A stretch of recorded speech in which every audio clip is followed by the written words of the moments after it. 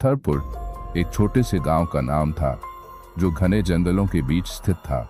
यहाँ की संकीर्ण गलियां और झोपड़ियां केवल स्थानीय लोगों के लिए ही जानी जाती थीं। इस गांव की खास बात यह थी कि यहाँ हर घर में एक अजीब सा डर छिपा हुआ था, भूतनी का डर, जो खास तौर पर पुरुषों को ही अपना शिकार बनाती थी। यह डर केवल कहानियों तक सीमित नहीं था, इसका असर गांव के हर आदमी पर स्पष्ट था। सुगंधा की कहानी कई पीढ़ियों से सुनाई जाती रही थी। सुगंधा, जो एक खूबसूरत युवती थी, गांव के प्रधान की बेटी थी। उसकी सुंदरता और सरलता की चर्चा दूर दूर तक फैली हुई थी, लेकिन उसकी किस्मत में कुछ और ही लिखा था। सुगंधा का विवाह एक धनी परिवार के युवक से तय हुआ था, जिसका नाम रणधीर था। रणधीर का भव्य घर और बाहरी सम्मान उसकी वास्तविकता को छिपा देता था, जो कि एक लालची और निर्दयी व्यक्ति था। विवाह के बाद सुगंधा को जल्दी ही एहसास हुआ कि उसकी शादी एक बुरे सपने में बदल चुकी है। रणधीर ने विवाह के बाद सुगंधा के साथ क्रूरता की सारी सीमाएं पार कर दी। वह उसे अक्सर मारता, पीटता, अपमानित करता और उसके आत्मसम्मान को कुचलता। सुगंधा की स्थिति दिन प्रतिदिन बदतर होती गई। जब उसके परिवार ने उसकी मदद करने की कोशिश की, रणधीर ने उन्हें भी धमकाया और बर्बाद करने की धमकी दी। निराश होकर सुगंधा ने आखिरकार अपने दुखों का अंत करने का फैसला किया। एक रात उसने गांव के बाहर एक पुराने पीपल के पेड़ से लटककर आत्महत्या कर ली।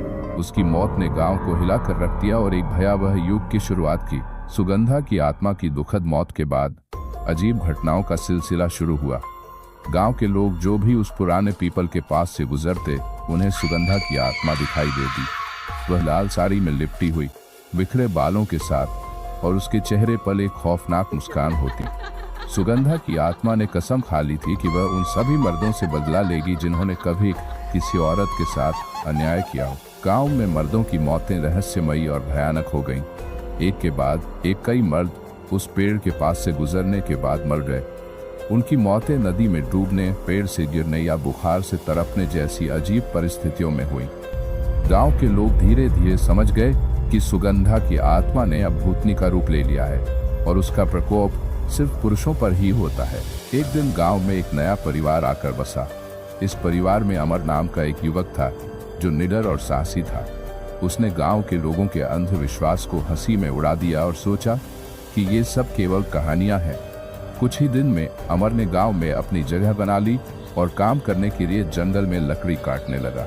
एक रात अमर अपने घर लौटते समय उसी पुराने पीपल के पेड़ के पास से गुजरने लगा। उसे अचानक एक रोने की आवाज सुनाई दी। आवाज सुनकर अमर ने सोचा कि शायद कोई औरत जंगल में भटक रही है। उसने आवाज की दिशा में चलना शुरू किया, लेकिन वहां उसे कोई नहीं मिला। तभी अचानक सुगंधा की आत्मा सामने आ गई।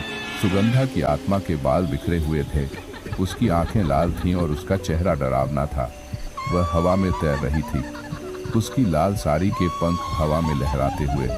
अमर ने आत्मा को देखकर डरने के बजाय उसकी ओर बढ़कर कहा, तुम कौन हो और यहाँ क्या कर रही हो?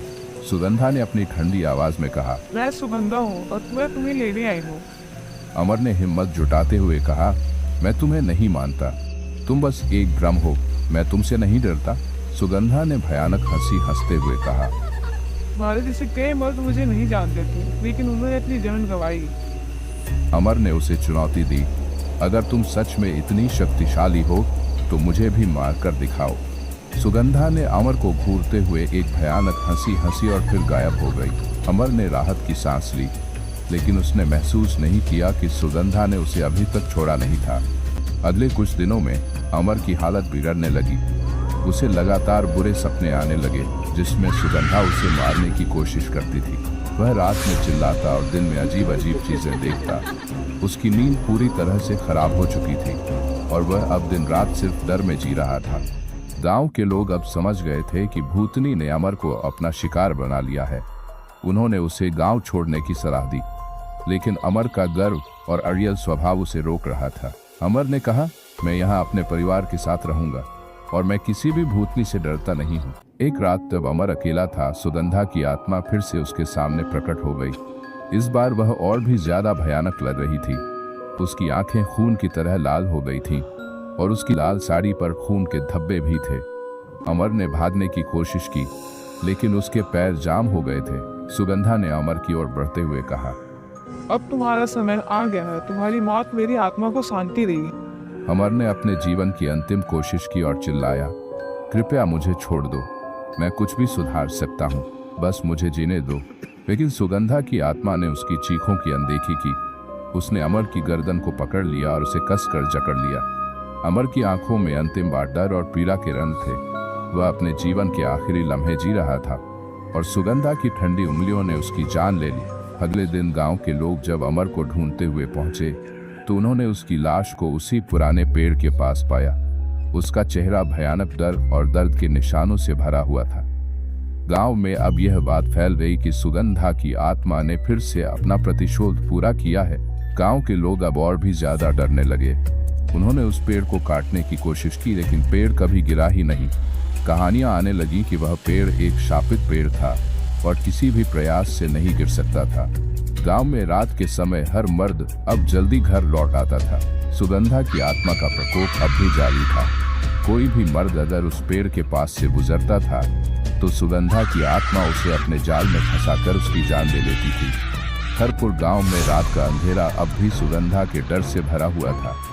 गांव वाले अब भी अपनी रातें डर के बीच बिता रहे हैं, यह सोचते हुए कि कहीं उनकी किस्मत सुगंधा के प्रकोप का शिकार न बन जाए।